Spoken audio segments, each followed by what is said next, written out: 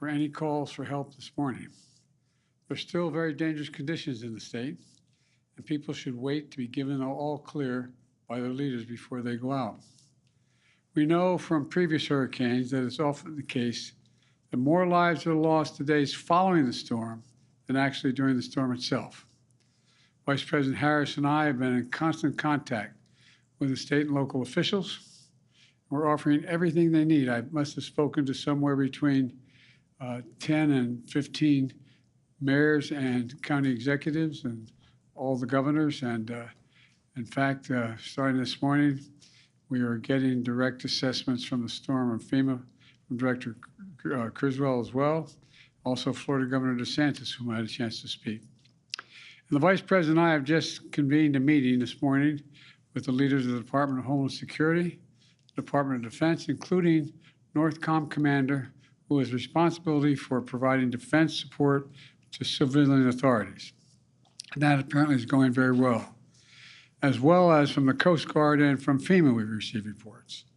We focused on what the American military can do like no one else can, provide emergency support for communities in need, and we're required by the governor in a federal and required by the governor in the affected states. And I've spoken to all the governors, not today all of them, but I've spoken to all of them thus far, and how we can be ready to go in an instant when the call comes. At my direction, the Defense Secretary Austin has provided a range of capabilities both to Florida for Hurricane Milton, as well as the states impacted by Hurricane Helene. And the more capabilities are available, we assess the pressing needs, we can get whatever they need. To the servicemen and women who are on the ground responding to these disasters, thank you. Thank you for your professionalism, your dedication to every mission you're given, and you're repeating it again. This is a whole of government effort. It also includes the Department of Energy, Department of Transportation, Department of Health and Human Services, and the Department of Housing and Urban Development, which is providing mortgage relief for impacted homeowners. As directed, FEMA is going to open disaster recovery centers all across the impacted communities right away. So there's one stop the residents can go to learn about the support they might need, and they'll be advertised where those places are. 3 million people are without power, but more than 40 million power line workers have come from around the country, from Canada to Florida, to restore power across the state. In addition, the Federal Aviation has authorized Florida Power and Light to fly large drones before other manned aircraft can get up in the sky to quickly assess the damage on the ground so ground crews can restore power as quickly as possible. The Coast Guard and the Army Corps of Engineers are assessing how fast they can reopen the Port of Tampa to get fuel, food, water, and other basic goods flowing into the area again and quickly. Additionally, Vice President Harris and I said yesterday, and we'll say it again, to anyone who seeks to take advantage of our fellow Americans' desperation, whether you're a company engaging in price gouging or a citizen trying to scam your neighbors, we will go after you and we will hold you accountable.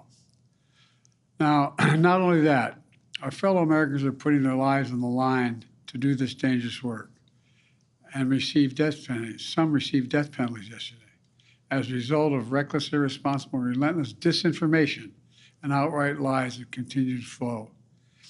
Those who engage in such lies are undermining confidence in the rescue and recovery work that's opening and ongoing. As I speak, they're continuing. These lies are also harmful to those who most need help. Lives are on the line. People are in desperate situations. Have the decency to tell them the truth. So let me say this. To all the people impacted by Hurricane Helene and Hurricane Milton, despite the misinformation and lies, the truth is we're providing the resources needed to rescue, recover, and rebuild. Let me close with this.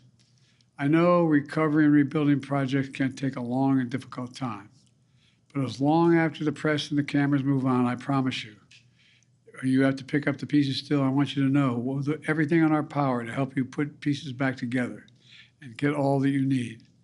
But God bless you, and may God bless our troops and our first responders who are in some cases risking their lives to help.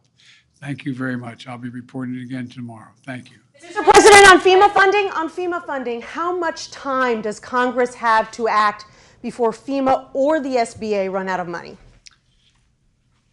That's in discussion now, but I don't want to mislead you. I think in terms of the SBA, it's pretty right at the edge right now. And I think the Congress should be coming back and moving on the emergency needs immediately. And they're going to have to come back after the election as well, because this is going to be a long haul for total rebuilding.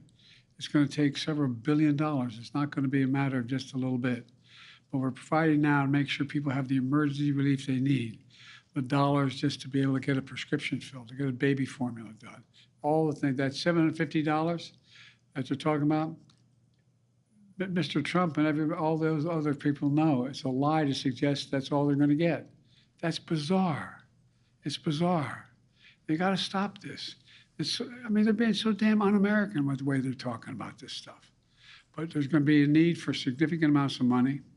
We're already underway at trying to calculate what the cost will be, because we don't want to mislead anybody. We want to make sure all the costs are able to be covered. Have you spoken to Speaker Johnson about coming back before the election to vote? No, I haven't.